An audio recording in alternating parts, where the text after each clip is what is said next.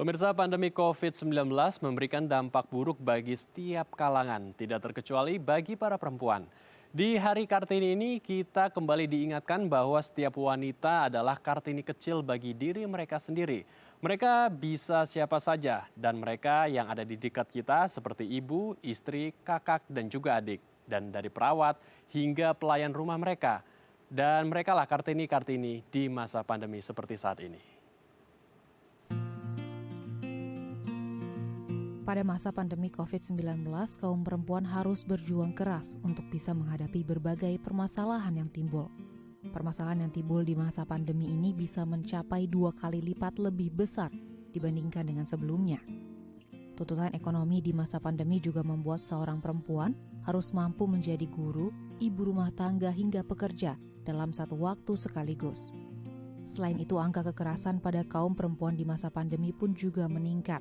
Menurut data Komnas Perempuan, sepanjang tahun 2020, kasus pengaduan kekerasan pada perempuan meningkat sebesar 60% atau mencapai 976 kasus dibandingkan tahun sebelumnya. Namun tak hanya ibu rumah tangga, setiap profesi juga memiliki tantangan yang besar di masa pandemi. Salah satunya vaksinator. Mereka juga berperan penting mengentaskan pandemi COVID-19. Terlebih, vaksinator juga dituntut untuk mampu menangani berbagai situasi saat vaksinasi. Mulai dari bertemu calon penerima vaksin dengan trauma jarum suntik, hingga lansia yang sudah kesulitan mobilisasi. Pemirsa, setiap tanggal 21 April seperti hari ini diperingati sebagai Hari Kartini. Lalu bagaimana perempuan memaknai Hari Kartini terutama di tahun kedua pandemi COVID-19? Dan apa saja tantangan yang dihadapi perempuan untuk bisa terus beradaptasi menjalani kehidupan beriringan dengan pandemi? Kita akan membahas masalah topik ini bersama Ibu Valentina Gintings selaku Asisten Deputi Bidang Perlindungan Hak Perempuan dalam Rumah Tangga dan Rentan Kementerian PPPA. Selamat hari Ibu Kartini, selamat pagi juga Ibu Valentina. Apa kabar Ibu? Selamat pagi Mas Andrew. Selamat Hari Kartini buat semua penonton dari Dai TV. Semoga kita selalu teringat akan emansipasi dari Ibu Kartini buat kita semua. Baik. Ibu Valentina, hari ini topik kita sangat menarik sekali karena kita membahas peran perempuan di tengah pandemi. Kita tahu saat ini perempuan, terutama mereka yang menjadi pekerja, yang saat ini mungkin melakukan banyak sekali peran ya. Ada 3 peran mungkin. Yang pertama mungkin kita tahu para pekerja ini harus ada yang namanya melakukan pekerjaannya di rumah seperti WFH. Kemudian juga harus menjadi ibu rumah tangga dan juga harus mengawasi anaknya yang harus belajar secara daring. Ini ada 3 peran sekaligus dalam satu waktu yang dilakukan oleh ibu rumah tangga yang menjadi pekerja juga. Nah, kalau melihat hal ini, fenomena ini, apa tanggapan dari Ibu Valentina? Ya, terima kasih Mas Andrew. Jadi ini sebenarnya satu hal yang perlu kita sikapi bersama. Benar kata Mas Andrew bahwa masa COVID-19 ini yang sudah 1 tahun kita alami, ini memberikan beban 2 kali lipat ya, dari lebih besar dari apa yang dialami oleh perempuan, khususnya perempuan. Faktor penyebabnya seperti yang disampaikan tadi, ada kehilangan pekerjaan. Mereka merasakan kehilangan pekerjaan, kemudian ada yang stres karena ketidakmampuan mereka atau terkait dengan ekonomi, kemudian kondisi tempat tinggal yang terlalu padat, yang mereka di mana harus belajar dari rumah, semua ada di rumah, yang kemudian kondisi rumah tidak memungkinkan, beban rumah tangga yang tinggi, bertambah karena harus membimbing anak-anak juga ada di sekolah, yang tadinya harus sekolah, sekarang belajar dari rumah. Kemudian keterbatasan kepemilikan handphone yang harus berebut antara orang tua dengan anak yang sama-sama harus WFH, ya. Ini juga menjadi pemicu daripada penyebab-penyebab yang tingginya angka-angka kekerasan terhadap perempuan dalam rumah tangga. Jadi ini saya rasa menjadi momen penting, saya rasa untuk kenapa kita berpikir bukan hanya terkait dengan masalah bagaimana memastikan perlindungan perempuan dan anak, tapi juga bagaimana memastikan double burden ya. Jadi kalau saya bilang bukan double burden saja, tapi sudah multiple burden, karena tidak hanya mengurus rumah tangga saja, tapi juga harus memastikan seluruh rumah tangga tersebut harus benar-benar berada di beban atau pundak dari seorang ibu. Jadi yang kemudian nanti mereka akan rentan untuk mendapatkan subordinasi atau hal-hal yang terakhir kepada masalah kekerasan dalam rumah tangga. Mungkin itu Mas yang bisa saya sampaikan. Baik, ini ternyata bisa menjadi pemicu ya atau menjadi salah satu sumber adanya kekerasan dalam rumah tangga seperti yang tadi Ibu Valentina utarakan. Nah, lalu selama masa pandemi seperti saat ini apakah sudah ada program atau payung hukum gitu yang diberikan oleh pemerintah atau dari kementerian terkait untuk memberikan perlindungan bagi kaum perempuan sendiri, Bu Valentina? Ya. Ya, Kementerian Pemberdayaan Perempuan dan Perlindungan Anak dalam hal ini selama awal-awal pandemi kita juga sudah membuat banyak sekali protokol-protokol ya yang bekerja sama dengan BNPB untuk memastikan perlindungan kepada perempuan dan anak, bagaimana mereka memberikan perlindungan di dalam ketika mereka menjadi pekerja. Jadi kemudian bagaimana mereka berada dalam memberikan layanan terhadap bagi perempuan dan anak korban kekerasan. Nah, bagaimana mereka mendapatkan pengasuhan dan kemudian bagaimana klaster keluarga yang pada saat itu sangat besar sekali terjadi ya terkait dengan penyebaran COVID-19 dan kita mengeluarkan protokol khusus kepada klaster keluarga.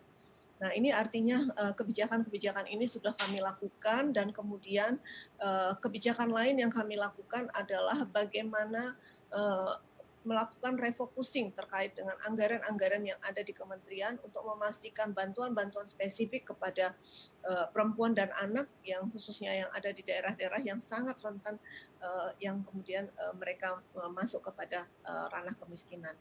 Nah, kita punya satu program yang kita luncurkan pada tahun 2020 sebagai program gerakan bersama jaga keluarga atau kita sebut sebagai program berjarak. Kita mengaktifasi mulai dari peran masyarakat di dalamnya untuk melakukan deteksi dini dan memberikan pengawasan, edukasi kepada masyarakat yang ada di sekitarnya dan mereka involve atau turut serta menjadi satgas-satgas di dalam COVID-19. Selain satgas tersebut mereka paham tentang bagaimana cara penularan, juga paham tentang bagaimana memberikan perlindungan kepada perempuan dan anak. Nah, sampai di tingkat provinsi, kabupaten kita memastikan pelayanan tersebut tetap jalan dan saat ini kita sudah mengaktifasi layanan 129 sebagai layanan yang cepat, komprehensif dan terintegrasi ya dengan call center 129 ini kita aktifasi pada tahun 2020 yang sebagai tempat pengaduan bagi masyarakat khususnya perempuan dan anak ketika mereka ingin bantuan-bantuan cepat terkait dengan kekerasan. Dan salah satu juga program yang kami lakukan dengan kerjasama dengan HIMSI, Kantor Staf Presiden, pada bulan April 2020 kemarin, jadi sudah 1 tahun, kita juga mengaktifasi layanan sejiwa, sehat jiwa, kerjasama dengan HIMSI dan Kominfo, Kementerian Kesehatan untuk memastikan layanan call center 119 bagi perempuan atau anak yang ingin mendapatkan edukasi terkait dengan terkait dengan COVID-19 khusus pada masalah COVID-19 waktu itu kita lakukan dan kemudian kita juga melakukan konseling yang dibantu oleh teman-teman HIMSI. Jadi itu sangat sangat baik sekali dan sangat membantu kepada perempuan dan anak. Kita tahu pada masa-masa awal daripada COVID-19 yang seperti saya sampaikan banyak kemudian stres atas ketidakpastian daripada kondisi ini yang kemudian menyebabkan kasus-kasus kekerasan tersebut menjadi lebih tinggi. Itu yang terjadi yang harus kita dilakukan oleh Kementerian PPPA mulai tahun 2020 sejak masa pandemi dan saat ini terus berlanjut.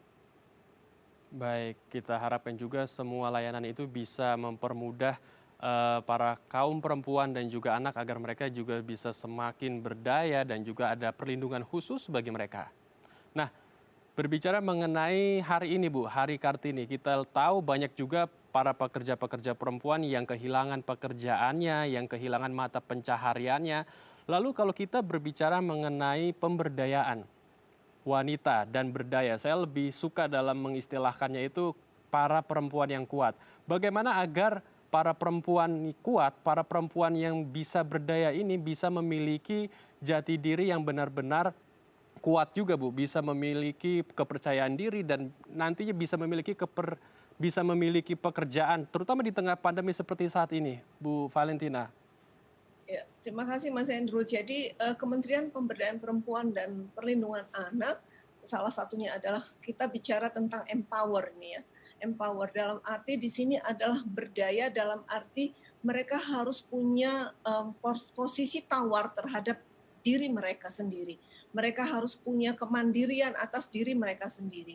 Nah, inilah pentingnya kemudian Kementerian PPPA selalu menyampaikan bagaimana perempuan itu harus bisa memposisikan dirinya, artinya tidak tergantung kepada salah satu kelompok dan Kementerian PPPA setiap tahun melalui salah satunya adalah memberdayakan perempuan-perempuan penyintas yang mana mereka sangat banyak sekali. Nah, kita berdayakan dari sisi ekonomi, kita berdayakan dari segi bagaimana mereka menjadi pemimpin, kemudian mereka bisa memutuskan terhadap dirinya sendiri, kita empower mereka.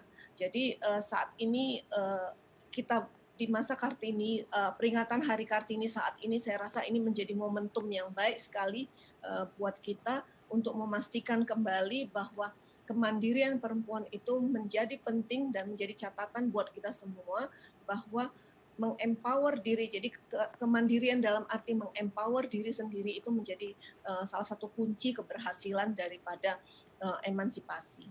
Mungkin itu yang bisa saya jawab. Baik, kita harapkan juga semua perempuan di Indonesia bisa mendapatkan spirit yang sama dengan Ibu Valentina, agar mereka juga bisa mempunyai kepercayaan diri, juga bisa memiliki mata pencaharian kembali yang kehilangan pekerjaannya dan bisa menjadi sosok-sosok inspiratif di Indonesia. Terima kasih Bu Valentina untuk waktunya telah bergabung bersama kami di Halo Indonesia. Tetap jaga kesehatan Bu dan selamat kembali beraktivitas. Terima kasih. Baik pemirsa, usai jeda kami akan melanjutkan perbincangan masih seputar Hari Kartini. Tetap bersama kami di Halo Indonesia.